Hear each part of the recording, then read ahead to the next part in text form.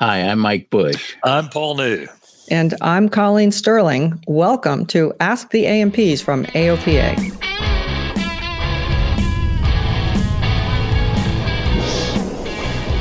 This is the show where we try to tackle your most difficult maintenance problem. So if you have a difficult maintenance problem, please shoot an email to podcasts@aopa.org, and we'll try to get you on the show. Please follow and subscribe to be alerted so you'll know when all the new shows come out.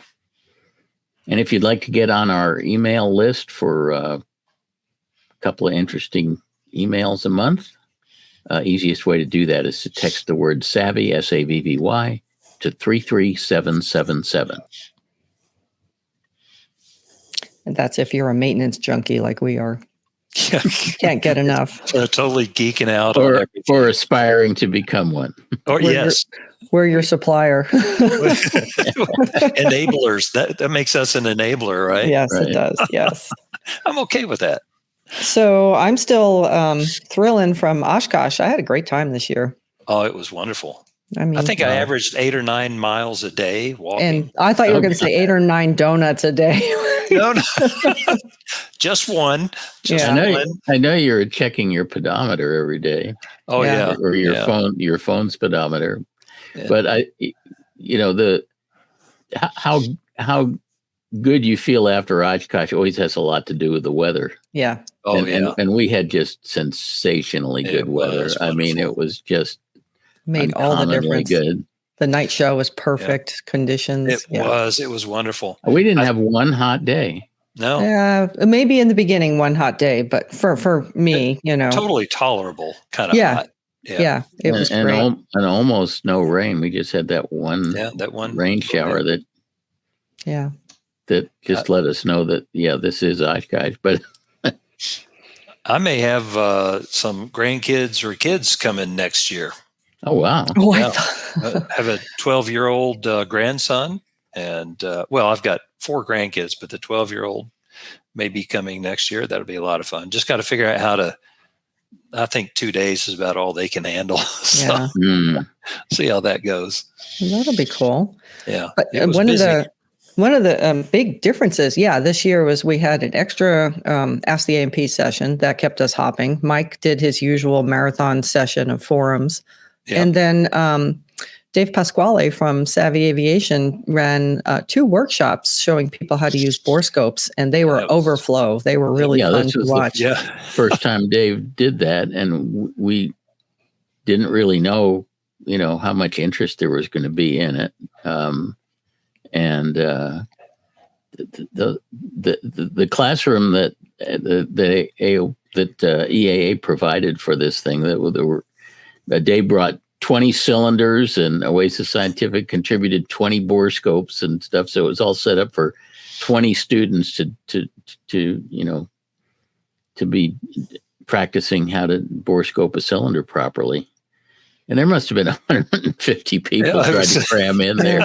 They had people tripled up on it. It was like sardines in a can in those classrooms. So, and he did 2 of them, and they were both, absolutely maxed out.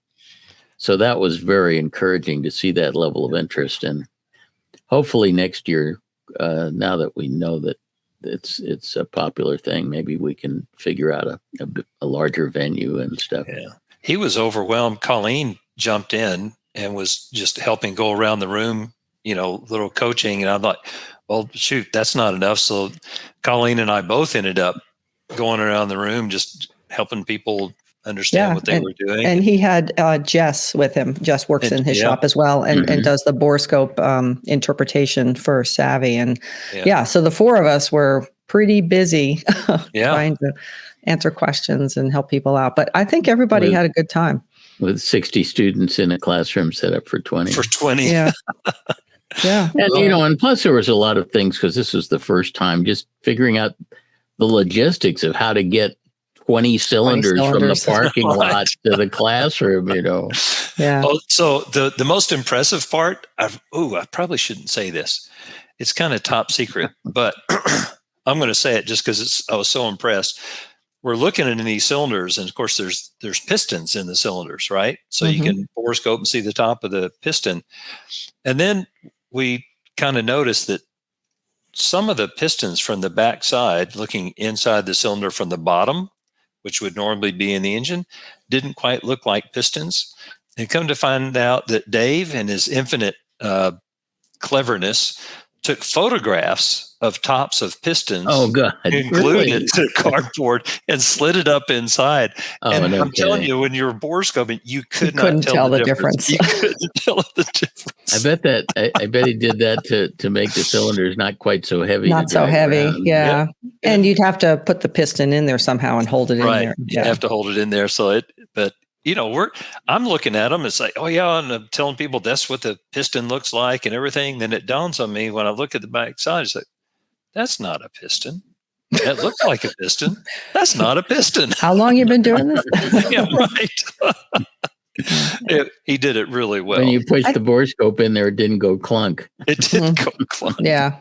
I think they should put a Cracker Jack prize in one of them so that, one of the contestants gets a super prize. Anyway, the borescope thing was a great success. Also, I think Dave did a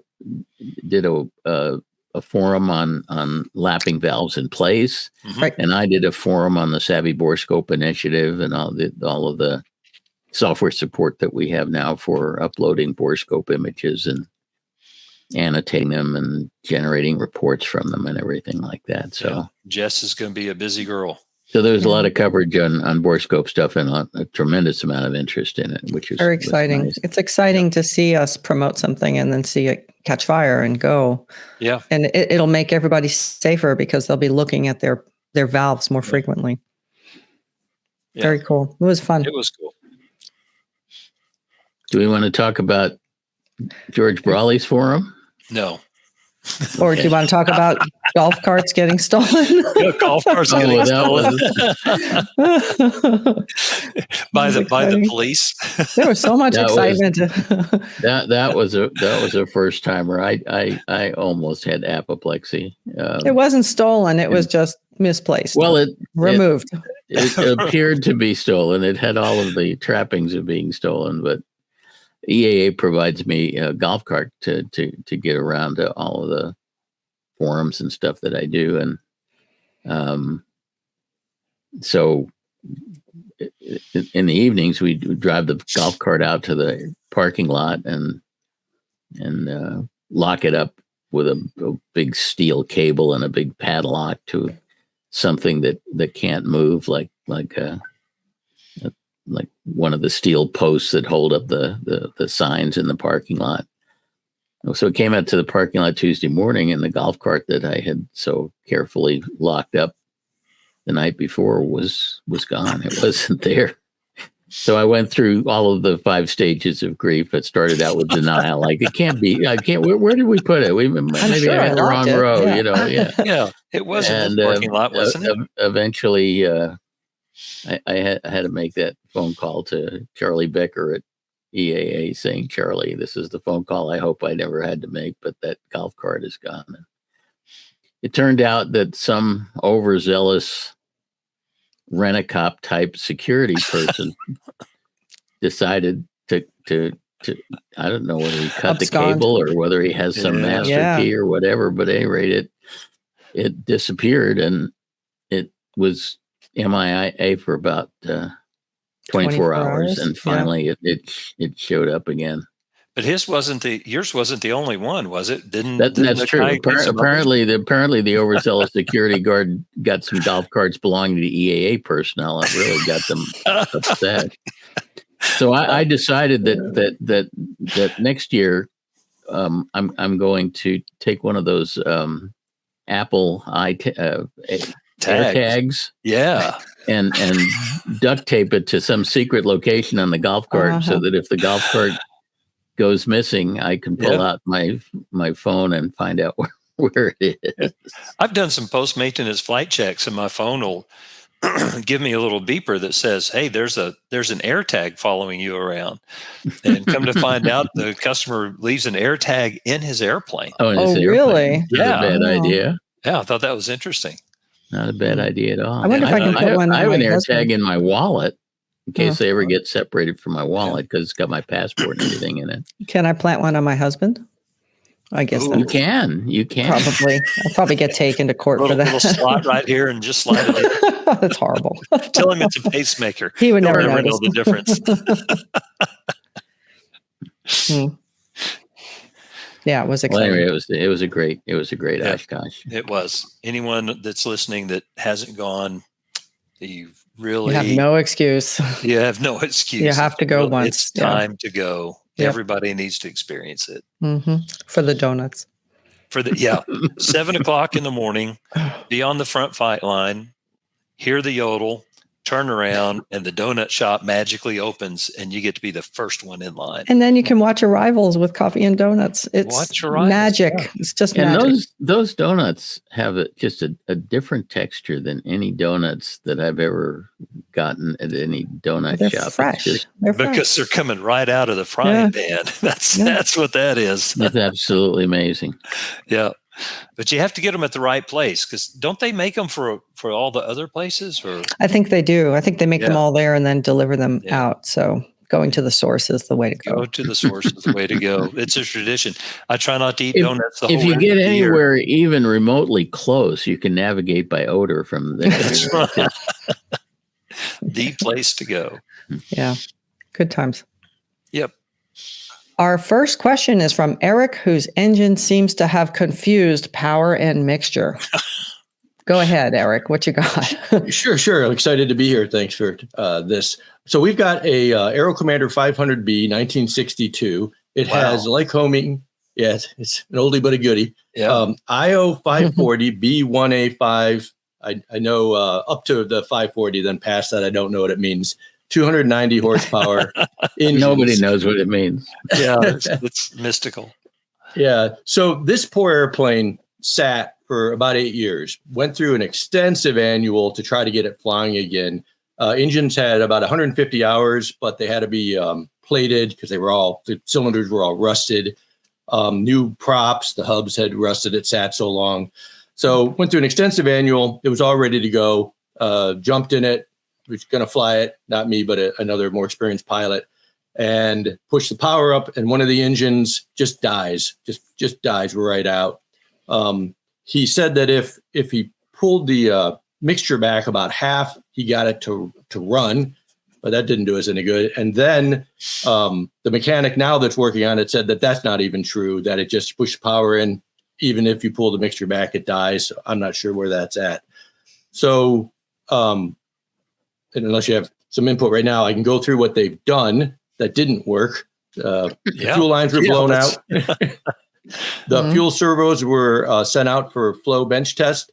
They were good. The flow dividers were checked. In my original comment, I said the GAMI's injectors were tested, but they weren't. The second story I got was that GAMI said they don't need to be. That shouldn't be your problem.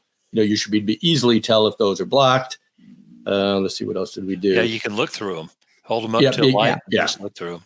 So GAMI said shouldn't be it. And the other weirdness that's interesting is that the fuel pressure gauge shows good fuel pressure the whole time on the engine. So the left and right's the same. The one doesn't run, and we are stymied.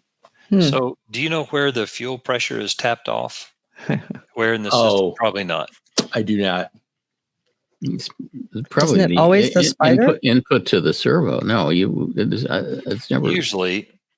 I don't know anything about Aero Commanders. I've never. I mean, this is a Lycoming, right? With an RSA standard IO 540. RSA 5 probably has a rotary fuel pump at that kind of horsepower.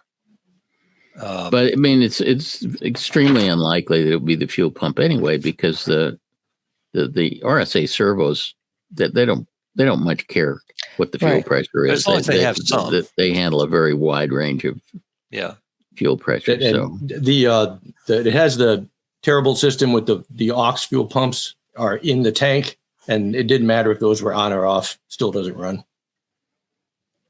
So the electric one engine is good and the other one is not, correct? That is correct. And you're getting good fuel pressures. if the fuel pressure shows good, yeah, I'm with Mike. I don't see how that's. If you turn off the fuel pump, does the electric fuel pump, is there any fluctuation or change? I don't believe so. I think they tried all the basic things. Yeah. The engine just doesn't run. So it's not getting fuel delivery. There's a restriction. There's got to be a restriction somewhere. Well, it sounds like the engine is starting, right? And it fires right up. Yep. Will run at partial throttle, but yes, but when you it'll run at full throttle. That's correct. Have you looked at the flow divider? Is there any leaks from the flow divider? They said the flow divider was good. How did they determine that? They sent it out, or the flow divider? Boy, that's tough. All I got was they were checked. So maybe that's the. Is there possibly a problem with the mufflers? Like something's blocked?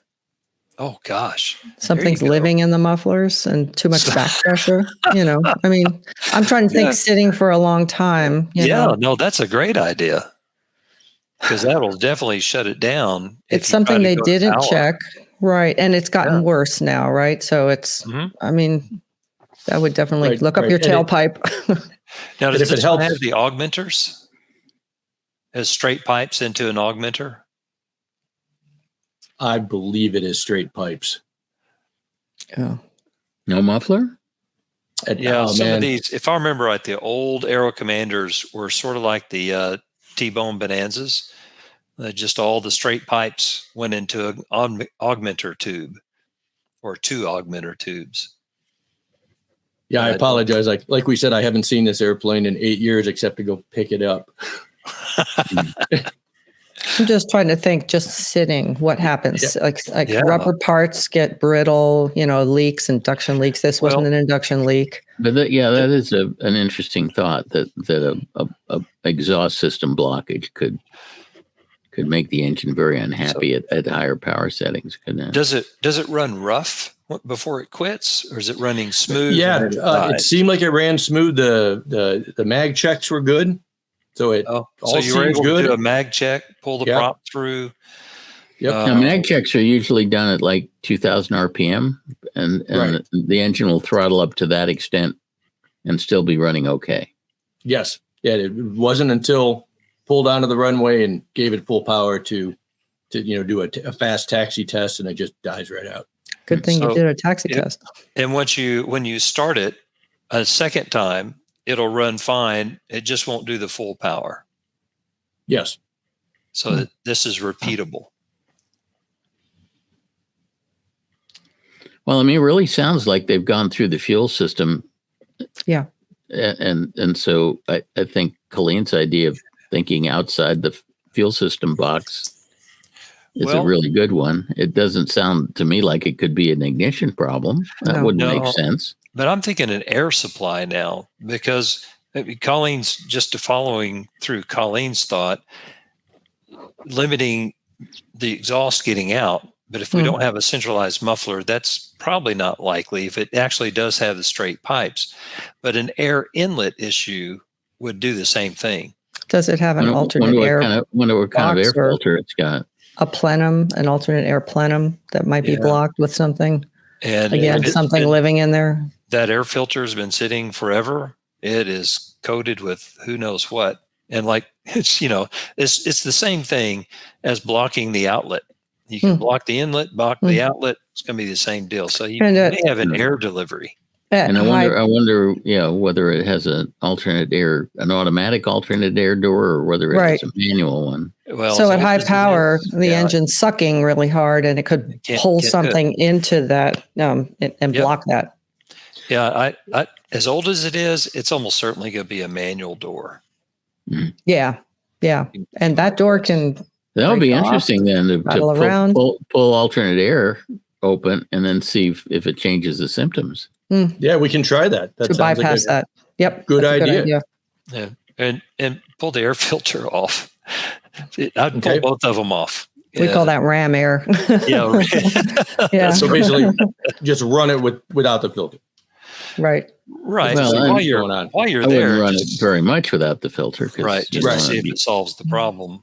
Yeah. Remember we used to have some problems with bracket air filters that got installed backwards, and and it would just suck the foam element right into the. That was a real problem on the 210s. Yeah. It sucked straight into the turbo. Wasn't there an AD or something on that? Yes. Yeah, there was an AD. So I would suggest, because you're picking up an airplane that's been down 8 years, before I even ran the engines again, I would open up the induction system. I would go to the filter. I would take it off, make sure there's nothing else in there. Be sure that pathway is clear, just as a starting point. That gives you something to go on. Yeah, we were the mechanic, and we're just focusing on fuel. His next step was to swap the fuel pumps. Yeah. And I'm no mechanic, but I'm thinking that doesn't make sense. Mm-hmm. Well, and if you got good fuel pressure, right. I think that's a pretty good indication. And like Mike said, the RSA is very forgivable, so it can accept a wide range of fuel pressures, so compensates for that. There is something that I've heard years and years about, you always want to check for this. I've never seen it be an issue, but I'm sure it has, is fuel lines will have a little Bernoulli effect and can suck air into the fuel system. And so when the fuel is at a high delivery rate, you could be sucking air, and that would make the engine run very lean, but I don't think it would make it quit. As soon as it started gasping for fuel, that's a real reach. I think I would go for the induction system first. Okay. But you do have just something to bear in mind. All the hoses on that airplane are most likely type C, or rubber hoses, and the rubber deteriorates over calendar time, and you may have all kinds of particles breaking loose in that fuel system. If you're going to fly the airplane home, really, if this doesn't take care of the problem, I would just, as a pilot, I would really want to know about those hoses. Find out how old they are. If they're 30 years old and been sitting for a while, there's all sorts of things, because all that's past filters. I would just be concerned about that. I'll double check on that. I believe everything was replaced and brought up since it's old and it's been sitting so long, but I will double check on that before we have anybody fly it. Yeah. Well, I think Colleen's idea on the exhaust is great. And well, check the Gazintas and check the Gazettas. Well, Colleen's idea on the exhaust is great unless it has straight pipes. Yeah. But the concept is still the same. But exhaust or induction, I mean, because the fuel system has been gone through like crazy, and it didn't seem to solve the problem. So we need to think outside of that. Yeah. And you definitely need to report back to us. I'll do that. Yeah, I will be want to know happy to do that. I would love this thing to be in the air instead of stuck on the ground. Thank you for resurrecting an oldie but a goodie. I once looked up in the wheel well of one of those Commander 500s. It scared the hell out of me. That thing is a hydraulic nightmare. My God. Oh yeah, it's all hydraulic. Your leg as it goes up. Yeah, it's amazing. Yeah. Hey, speaking of, things just keep coming to mind. You borescope the inside of the cylinders, right? Yes. Did you borescope the crankcase and look at the cam? I do not know. I hope the mechanic did. Don't worry about doing it now. You've already bought the airplane. Yeah. And it won't matter.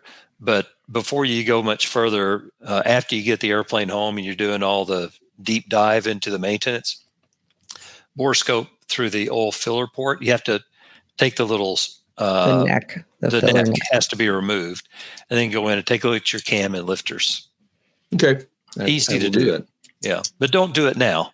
And do it with your eyes closed. You're not going to want to see what you might see. Yeah, I mean those engines were overhauled 8 years ago. Yeah, 9 years ago, and then it just sat. They may be okay, but depending on where it's been sitting, they could be rust buckets. Yeah. But if the cylinders were good, then maybe you're lucky. Yeah, cam may be good. Yeah, we were paying to have it hangered, but I'm not positive it was in a hanger all the time from the way it looked. Yeah, understood. Sorry. Yeah. Well, hopefully it's good. Yeah. All right. Well, you almost had it stumped, but we have a couple ideas. So but now we need to. I don't think a cam problem is going to account for his. No. But that's not what I'm saying. If the cam's going to come apart, it's going to come apart in the next 100 hours. Well, that's what I'm saying. He doesn't. No reason to bother looking at it now. Mm-hmm. This is just for a long-term maintenance view. It's not related to his question. Not related. It gives me great questions to double check with the A&P to make sure all this has been done. Absolutely. So, but first, you got to get it running. So check those other things and definitely let us know. Would be interested. I will do that. All right. Well, thanks for the great question. I sure appreciate the input and everything you do for aviation. Glad to have you on the show. Thank you. Okay. Take care, Eric. Bye-bye. Bye. Our next question is from Jim, who wants to know how to lean the engine when buzzing the stadium. This is a guy who I love. Man after your own heart. Yeah, I got to hear this one. Go ahead, Jim. Yeah, that's right. I'm have a bandit flight team, and we do formation flyovers. We've done NC State football games for about 10 years. We did Richmond NASCAR this past Sunday. We do a lot of sporting events. We don't do aerobatics. We just strictly national anthem flyover. Give it a little plug. We have Flying for the Flag as a documentary on our team if you want to see it on a Prime. Okay. Anyway, that's what we do. So we fly with mainly RVs, and we have IO 360s and some O360s. I have an IO 390 on an RV 14. And while we're flying with 6 airplanes.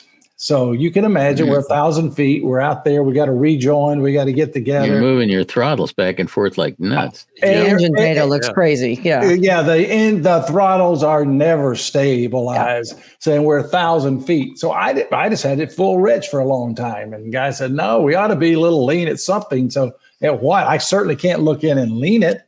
Right. So, but I decided, well, I probably ought to be a little bit lean. So I've been using my technique of TLAR, which that looks about right. He's from the Southeast. Which you stole from Paul. Man after my own heart. Yeah. And you can just say TLAR. TLAR, there you go. Actually, that's what we use in bombing in Vietnam, but that's another story. Well, Jim, anyway, that's the same kind of flying that I'm doing at Reno when we're joining up to do a race. I mean, and you're absolutely right. I mean, you have very little time to do a lean. And what I've done at Reno is I'm at 5,000 feet. You're probably a lot lower. It sounds like you're more closer to sea level. We're right at 1,000 although it might be feet. warm. Yeah. So you're probably going to be pretty close to Rich anyway. But what I would do is just go up and do some normal flights by yourself without, close formation and see what fuel flow setting, what mixture setting gives you the fuel flow that you might want at that altitude. Look at your temperatures and think about it. You might do a little bit leaning, but I'm thinking if you're at 1,000 feet, you're pretty close to Rich at that. At that altitude. What power settings are you using? Or what power everything. The airplane. Yeah, it go 18 inches up to 22 to 23. When you're rejoining, sometimes you'll go full power, then you pull right back. The lead aircraft. What power setting? You're all different kind of airplanes, so that doesn't really fit. We are, but I when I was lead, I would use about 19 inches, 2,400 RPM. Oh, you're like 55%. Yeah, we got some yaks that only go 120 knots, so we can't go with 120. Wow. So you can lean it pretty much anywhere. These airplanes are mostly have constant speed props. Yes. Okay. Yes. So I might be interested in somebody else who wants to go flying at low altitude. Do you lean at low altitude? Do you not? Let me try to let me try to bring some science to this TLAR discussion. There's not a right answer to your question, but I think if it were me, I would attempt to lean somewhere around best power mixture, which is fairly well on the rich side of peak. And because here's the thing, if you look at a chart that gives horsepower as a function of fuel flow or a function of mixture, the horsepower curve is very, very flat on the rich side of peak, which means it doesn't really make much difference whether you're 50 rich a peak or 150 rich a peak, the horsepower isn't going to change significantly. Once you get to peak EGT, the horsepower curve starts dropping very sharply. So getting an accurate mixture becomes very critical when you're on the lean side of peak. But if you can get sort of a middling rich a peak mixture, and I would say somewhere around best power mixture, then even moving the throttle in and out like crazy and shifting back and forth a little bit on the mixture curve is not going to make a significant difference in horsepower. So, yeah. But you don't want to be too lean because you want to protect your engine when you're jamming that throttle in, right, and going to full power. So, that's kind of what I started doing. But for the first 4 or 5 years, I just had it full rich the whole flight. Yeah. And I thought, is that bad? No. Well, I don't know. You're big on this leaning, and I'm full rich. So is that not good? Well, it's probably not great for the engine to run excessively. Full rich is horrendously rich. Yeah. It's usually on the order like 250 degrees on the rich side of peak. Right. And it's a very dirty burning mixture. And if you run that way, you just accelerate the formation of deposits in the combustion chamber and deposits on spark plugs and deposits on exhaust valve stems and all that sort of stuff. So you really don't want to run super dirty like that. Okay, I was doing that, and I thought I'd listen to you guys. That's probably not good. I got to get back to lean somewhere, but I don't think you want to run very aggressively lean when you're moving the throttle back and forth like crazy. Because you won't see it when it happens, right? Because you're looking out the window. I'm a big fan I'm a big fan of running aggressively lean, and I fly lean to peak most of the time. But that's because I'm operating a fairly stable configuration. Right. Even more so because I fly a turbocharged airplane that always thinks it's at sea level, regardless of what altitude it's at. So that makes things even more stable as far as what the engine is seeing. But you're operating in the opposite world where nothing's stable and you never leave things alone. You're constantly adjusting them, and so I think a moderately rich a peak mixture is about your best bet. Okay.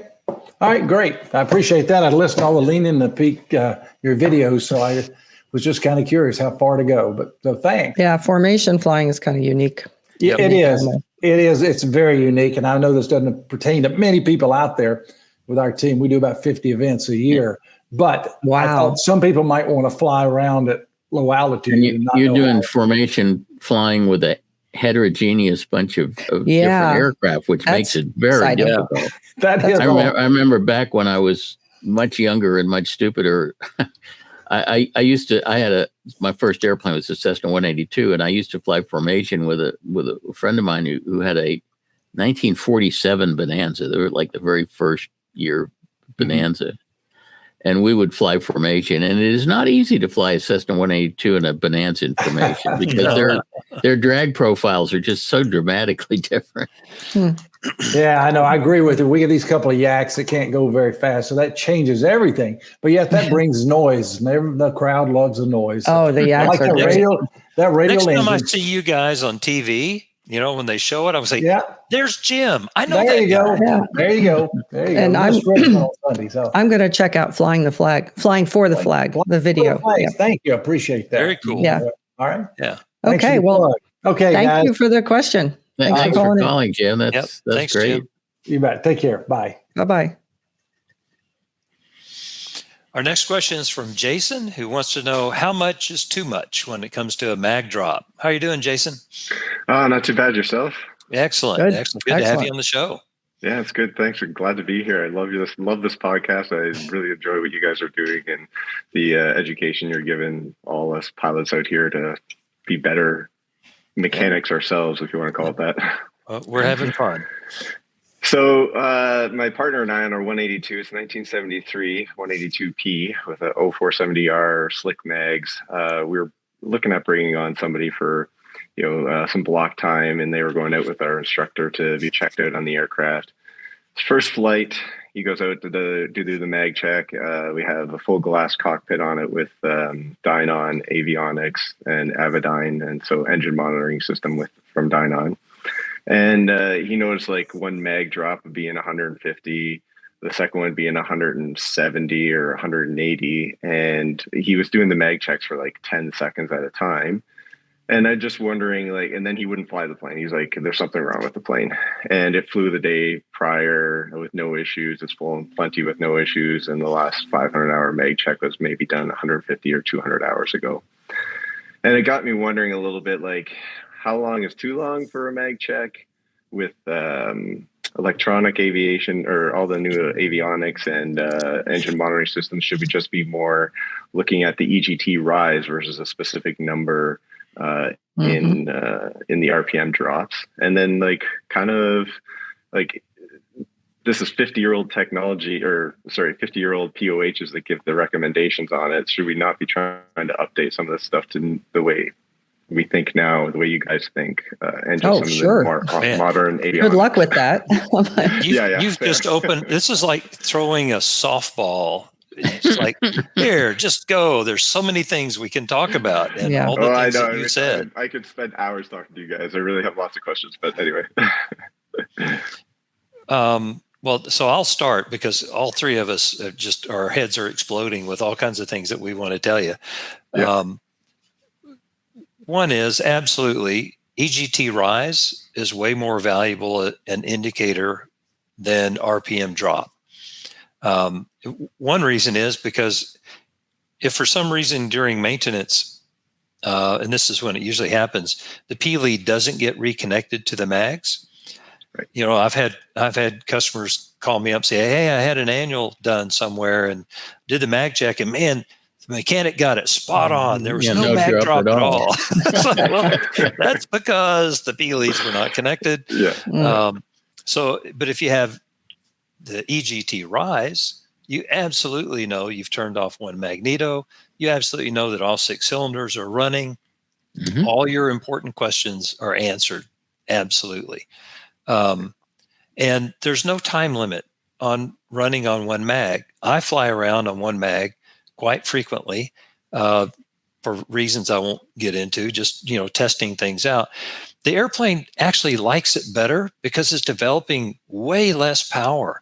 So you don't hurt anything. You can fly all day. I'm not recommending it, but you can fly all day on one mag, and it doesn't hurt anything. If you do, the spark plug that isn't firing is probably going to get pretty badly fouled. But right, yeah. So I'll take something from the Lycoming mag check book, and that is to lean the mixture for a mag check. Mm-hmm. And your 300 RPM drop will probably go away. Yeah, and we have been doing that ever since I sort of kind of got on the school of savvy aviation and Mike's thoughts and all lean a peak and everything. And so heavily leaned on ground taxi and doing that for mag checks as well now. And certainly you see the 300 to 400 mag drop with a lean mag check versus a full rich mag check. But yeah, that is a large drop. And although we don't normally pay a lot of attention to drop and I certainly, wouldn't decline to fly the airplane, assuming that all the EGTs rose and I knew all the cylinders were capable of running independently on each ignition system separately, which is really what you care mostly about. But it does sound to me like it would be worth having the mag timing rechecked because it sounds to me like there's a good chance that it might be retarded from what it's supposed to be. The reason you get a mag drop when you switch to one mag is because effectively switching to one plug has essentially the same effect as retarding the timing. And if the timing is already retarded, and you switch to one mag, then you're going to have an even bigger drop. So I wouldn't be surprised if you put a timing light on there and discovered that, or a buzz box on there and discovered that the mag timing's a little retarded from what it's supposed to be. Which is robbing power from the engine. Could definitely probably not a lot of power, but it's not hurting the engine, but it's robbing power. Right. The thing that can hurt the engine is having the timing too advanced. Yeah. So, Jason, have you ever watched them do the mag timing at the shop? No, I haven't. Okay. So, for some reason, mag timing is a weird thing on Continentals. It's not real obvious how it's done, and there's a couple ways to do it. But to get it timed correctly, and I think Mike is probably correct, your mag timing is off a bit. And the fact that both of them might be off indicates there's a problem with the process in which they're doing the timing. So you want to ask them if they're using a digital inclinometer to set the timing. If they are, you're probably great. Just tell them to be very precise about it. You can easily set the timing plus or minus 0.2 of a degree. And it works out great. If they're using a flower pot, which I know it sounds weird, but it looks a little bit like a flower pot, you attach it to the spinner, the very nose of the spinner, and on the bottom of the flower pot, there's a scale with a weighted needle. And the width of the needle is about 2 degrees. Yeah, it's analog. That tells you, the analog. That's good. And if the pivot isn't perfectly free or grease, not lubricated and all that stuff. If they're using that, then you really want them to upgrade to a digital inclinometer and do it per the Continental's guidance on how to find top dead center. And once you get it set, it'll do way Before I had a digital inclinometer, I had a digital scale, a level, and I duct taped it to the prop blade and zeroed it out, at top dead center, and then you could move it and you can see fractions of a degree. It's great. Oh yeah. Oh, okay. Same concept. Yeah. Paul, you're gonna have to explain to me how you set the timing to 0.2 of a degree. I can determine the timing to 0.2 of a degree, but setting it to 0.2 of a degree by rotating that big tractor bag on its it's a pain, and it's a matter of torquing it. So you have to torque the 2 nuts that hold the clamps, and if you over torque them, it changes the timing. Yeah, and I don't mean over torquing. I mean torquing one more than the other. Torquing it at all. Yeah, or if you breathe on it, you have to approach it very close. That's the problem with a digital scale. Yeah, you always have to double check the timing after you set the final torque. I don't think torquing it does the trick. I think you have to torque it. I'm not even. I don't even want to think about that image. Yeah, no. Very good. At any rate, but my guess is that your mag timing is retarded, and it does make the airplane unsafe to fly. But it's something that's worth correcting. Yep. Yeah. Okay. Well, we'll definitely have it looked. I just have one other quick little question. Do you guys have a hard ceiling or hard altitude where you don't lean below, like 5,000 feet or? No, that's all about power settings. The latest Lycoming guidance that I'm aware of that came out says that the engine should always be leaned at any density altitude above 3,000 feet. Okay, but those are always. There's really no good engineering basis for any of those numbers. Oh, okay. I just wasn't sure if he introduced some potential for detonation earlier by starting to lean on climb out or something. Well, if you're really aggressive, but or if you're high power. When I take off, my airplane has normally aspirated engine. I just note the EGT. We've talked about this quite a bit. You probably read it as well. Yeah. And at 1,000 feet, I'm leaning.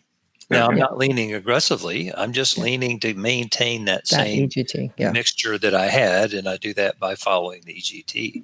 Okay. So, we can do that. We've got numbers now. We can do that. Right. The POH was written before we had those numbers. So that's true. Let me. You brought up detonation, so let me disabuse you of your concerns. Okay.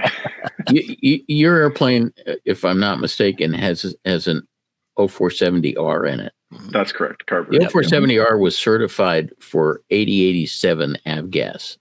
Okay. I defy you to make that engine detonate with 100 low lead in there, no matter what you did. You could abuse it 7 ways from Sunday and couldn't get that thing to detonate. Well, that's good to know. Because you've got so much more octane rating in the fuel than what the engine was certified to use. Okay. It's a low compression engine. Yeah. Okay. Good Do to know. not live in fear of detonation. 7 to 1 or something. Very hard. No, I mean that's good because it keeps it from or probably less likely to have early damage due to high compressions and stuff. Yeah, I mean that's an engine that you can run on MoGas, a mixture of MoGas and Jack Daniels. Anything you want to put in there. Don't waste the Jack Daniels. No, that's good stuff. It's too expensive. Yeah, exactly. Gas is cheaper. Yeah. That's only in emergencies. Yeah. Well, there's a good backcountry plane apparently. So yes, it is. Yeah. Very good. Good question, Jason. Well, thanks, Jason. No problem. I appreciate that was fun. Appreciate your time. Yeah. Okay. Thank you. Bye-bye. Bye-bye. Okay, so a couple of good letters this month. We'll start with Sebastian. He said in the August 1st podcast, there was a discussion about starting the engine with the alternator on or off, and Colleen brought up voltage spikes during engine start. I've never been able to find anyone who could explain the physics of how these voltage spikes could actually occur, and I'm wondering if in the thousands of starts Savvy has data for, have they ever seen one of these spikes? If big data can't find a single example, it would be safe to say they do not exist and there's no danger of damaging your avionics by starting with the master on. They're too fast, right, Paul? The sample rate on an engine monitor is at 1 second at best. You wouldn't see it on an engine monitor, but I guarantee you there's always a voltage spike and it always occurs right when you let go of the starter. Right. Because the starter has this big magnetic field, and when you turn it off, the field collapses and puts a spike. Has to go somewhere. But on the other hand, this whole business about turning off the avionics while you're doing that is sort of a retrograde notion back from the days when avionics actually cared. Nowadays, the avionics they'll take anything from 10 to 30 volts in. They don't care what the voltage is, and the first thing that happens is it all gets regulated down to 5 volts, and they don't unless the spike was something just gigantic, the avionics wouldn't care at all. Well, and now so if you have if you still have Narco Mark 12s in your airplane, then that might be a different deal. But if you have relatively modern avionics, they don't really care very much. They don't care.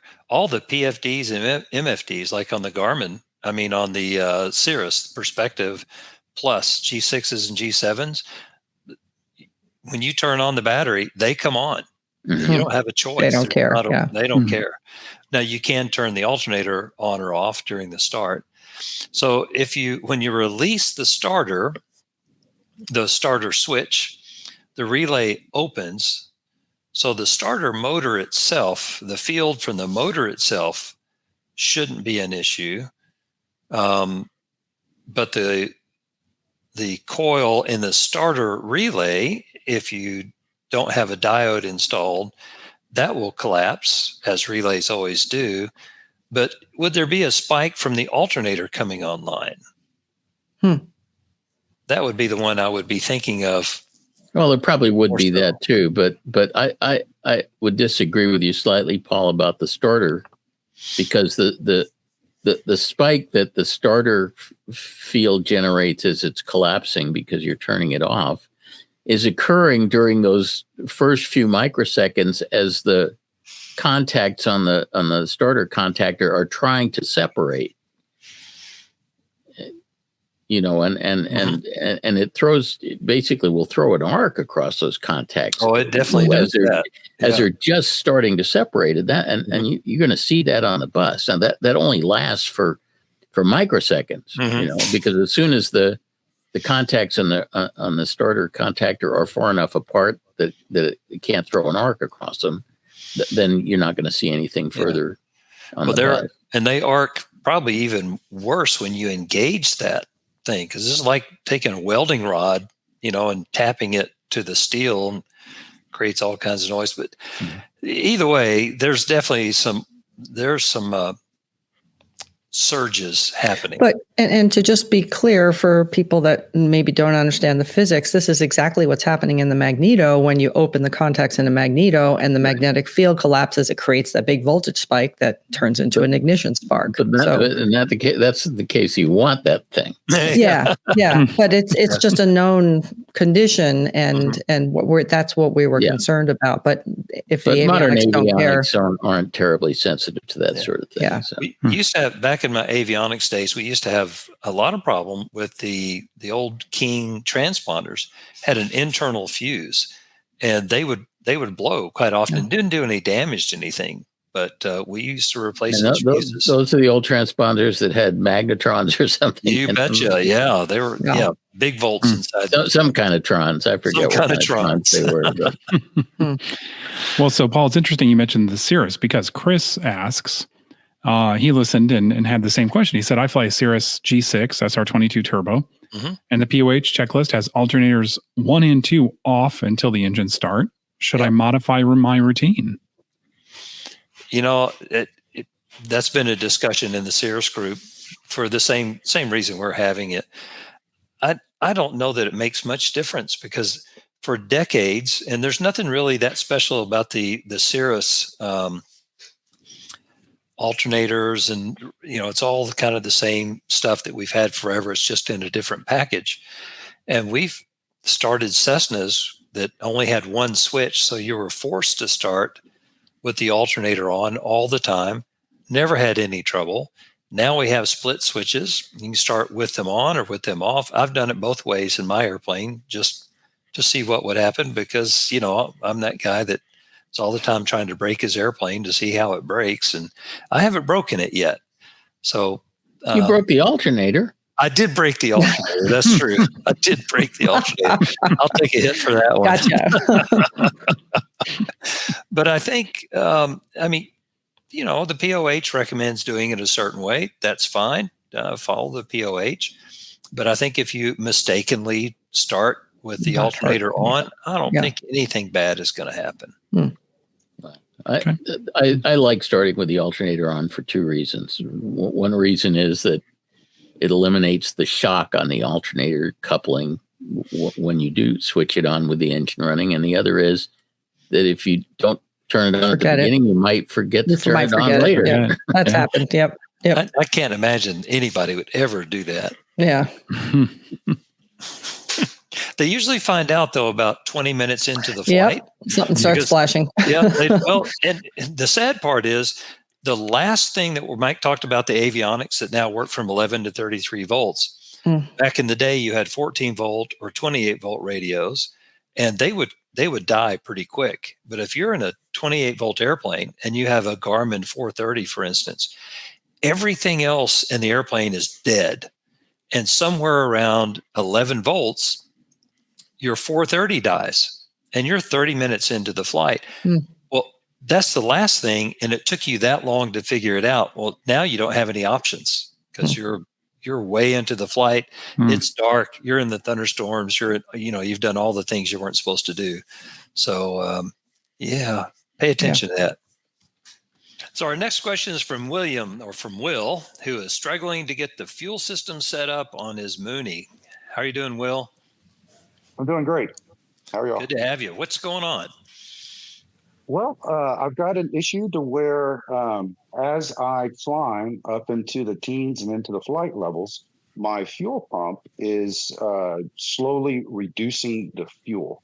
And I've had A&Ps say before that, it must be a pressure leak, because the pump always follows how much upper deck pressure you have. But after testing the upper deck and finding no leaks available, we tried an experiment where the A&P set my fuel pump higher than 25, and I would lean for takeoff. And then as I climb up into the teens and into the flight levels where it would start leaning like it did before, I could increase the mixture control and keep it at 25. And then I was able to hold the upper deck pressure all the way up to the critical altitude of 24. So to me, that shows that it is a fuel reduction issue, not an upper deck pressure leaking issue. So, and I'm hoping y'all can find out why my fuel pump is pulling back. This is a matter of terminology here, but right. First of all, just for background, you're talking about a Mooney 252, correct? Correct. It has the automatic boost controller. Normally, TSAO 360 Continental with a full automatic wastegate system. Correct. The MB model. So I fully firewall everything forward, and it should hold everything up to whatever altitude I go. Which is exactly correct. That's what it should do. And so as you're climbing, you are not seeing a loss of manifold pressure. But you are seeing a reduction in fuel flow.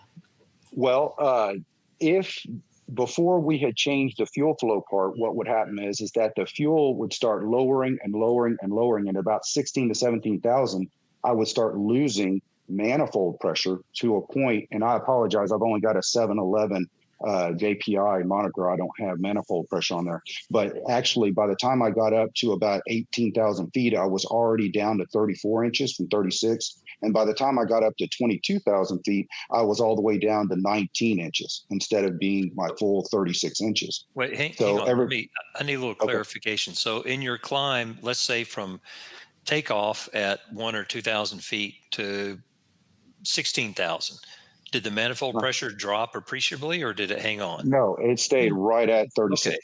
So, and I'm looking at this picture with the fuel flow dropping. So the manifold pressure didn't drop with the fuel flow until it gets really low. Like right. Once it starts getting down there to about.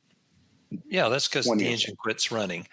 But so quit putting on enough exhaust to run the turbocharger. It's not running the turbo. But I'm looking at the drop in the fuel flow, and I'm looking at your EGTs, because if it's running leaner, we should see a big change in EGTs. I'm not seeing a big change. Maybe I'm wrong. I mean, Mike, are you? I see where it made a little joggle there at, I can barely see this thing, 17, 18 minutes into the flight. And that's where I shoved the mixture. You shoved the mixture forward? As far as I could. Like, it's already at the edge. Maybe it was a 16th of an inch, which puts tension on the cable, which I think gives just a little bit more on the mixture, but it wasn't. He got another gallon per hour. Gallon per hour. So, but I do see a drop in EGTs there, which you actually changed the fuel. Yeah. And before that it went up, but it doesn't look like it did afterwards. It's not changing much. I don't know. I'm seeing a pretty small thumbnail of this stuff on my screen, but it does look like the EGTs are drifting up as the fuel flows. They are. Yeah. In the first section, but in the second section, they go. Ignore the second section. Okay, we can stay.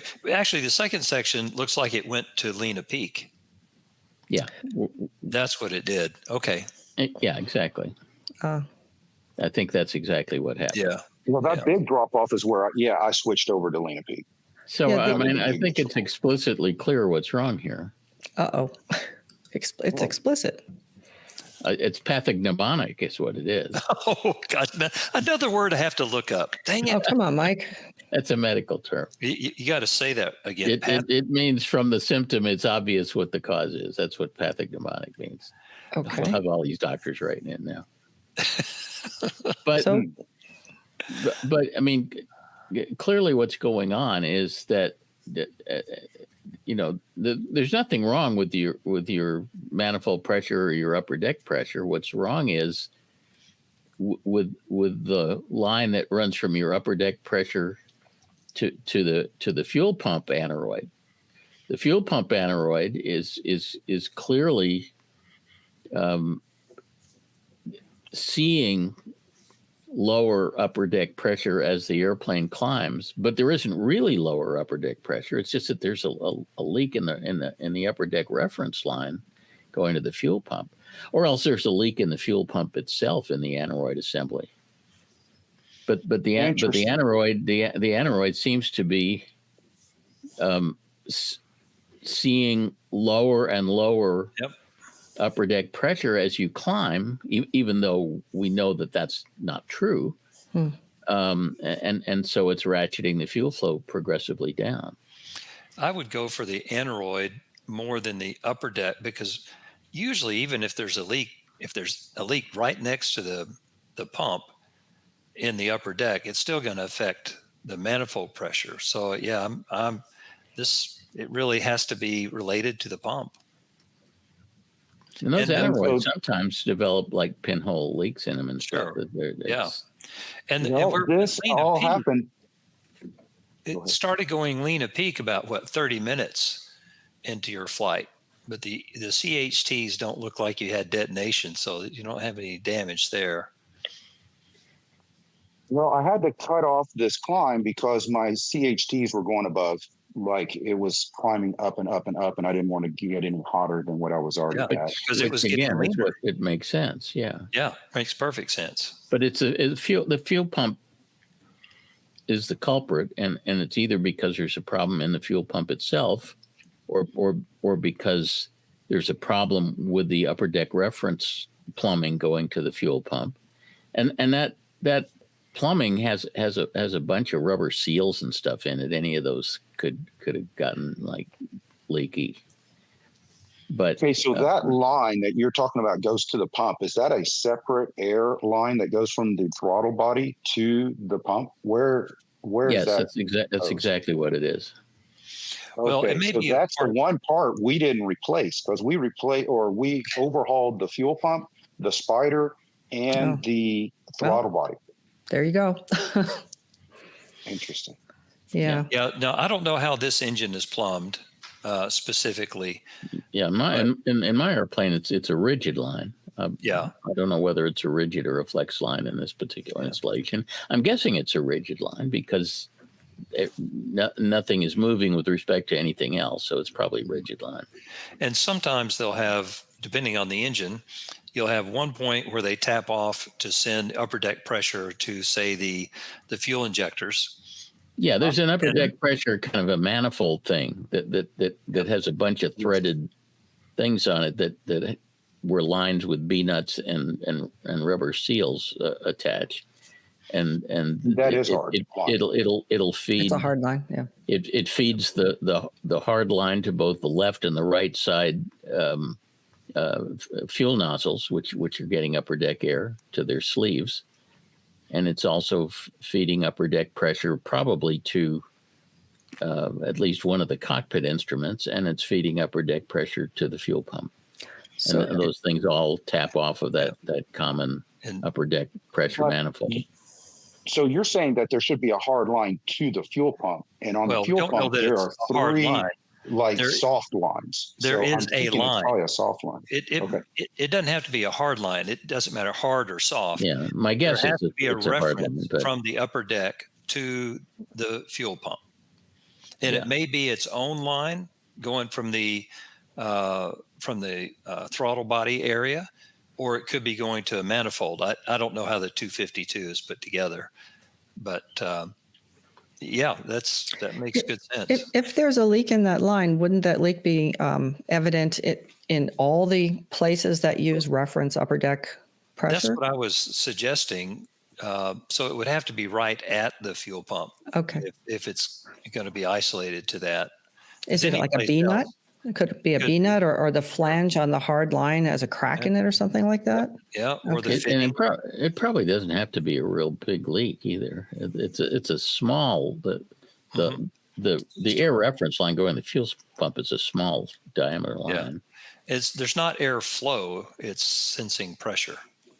So could I hook up like a shop vac to that upper deck and then use some soapy water and spray it on that? I don't think I would want to. And look for bubbles, or would that not work?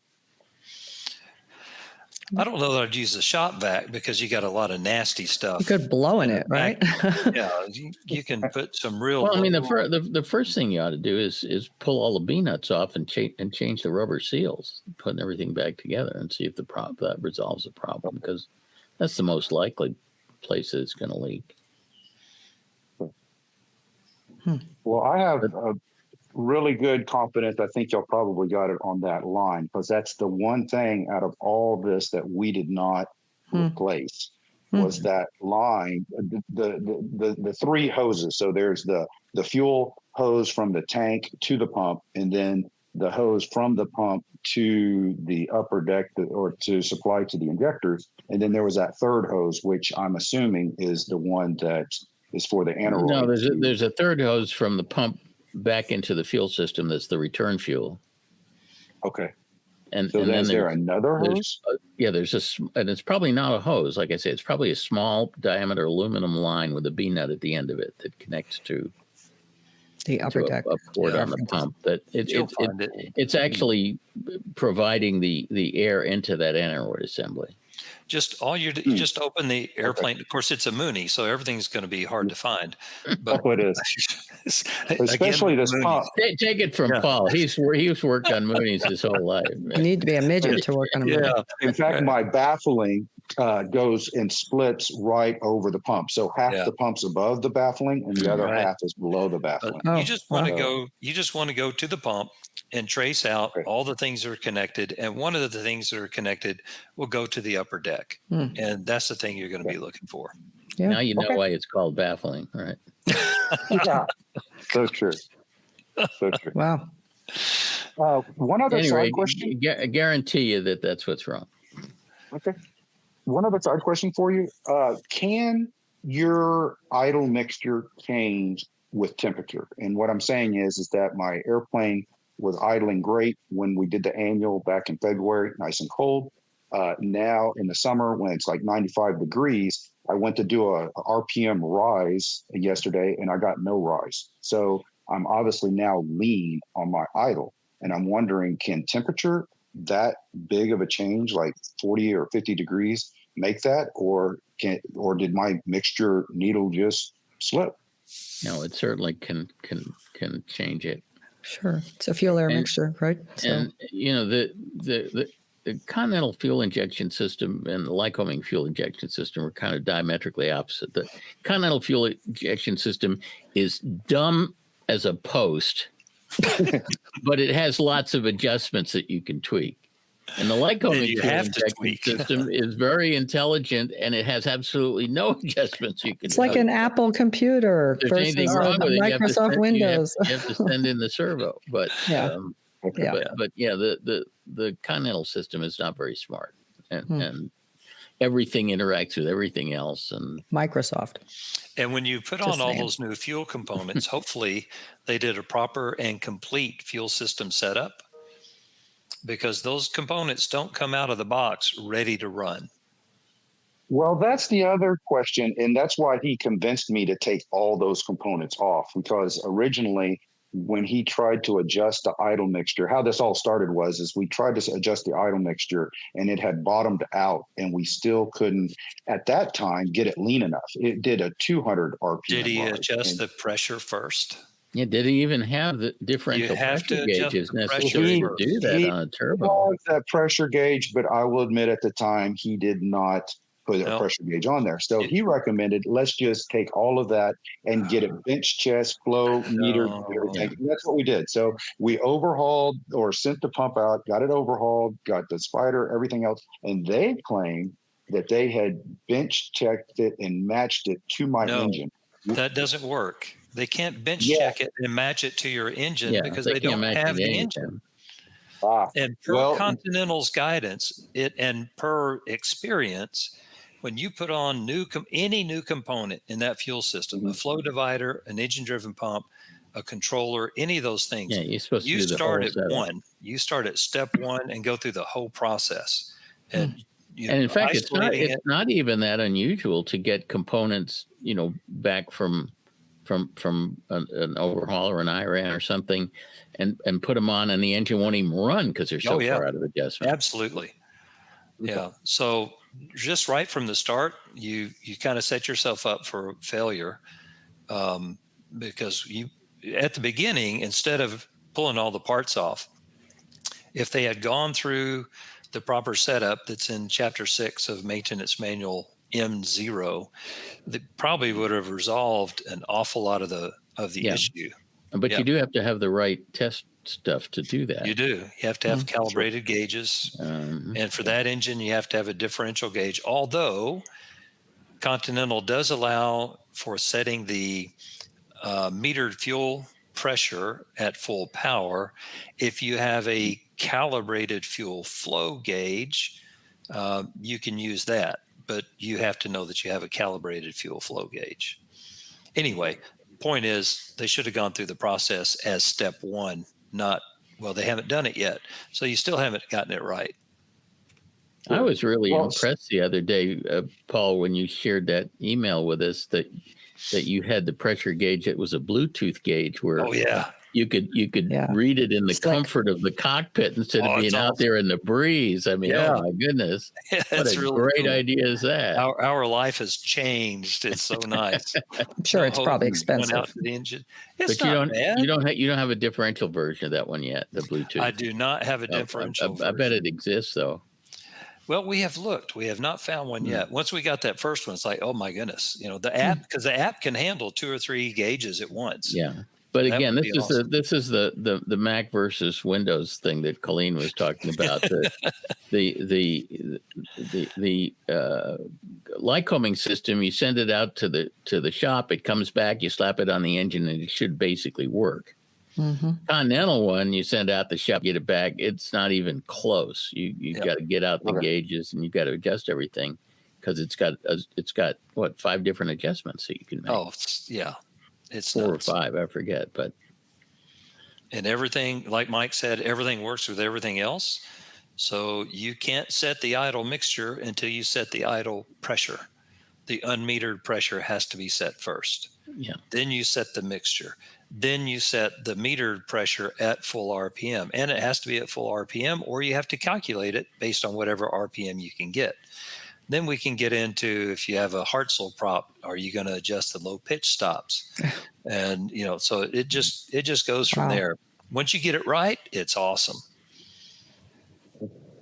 Well, thank you all very much. Lots of adjustments on the Continental. Yeah. Yes. Lots of things to tweak and have fun with.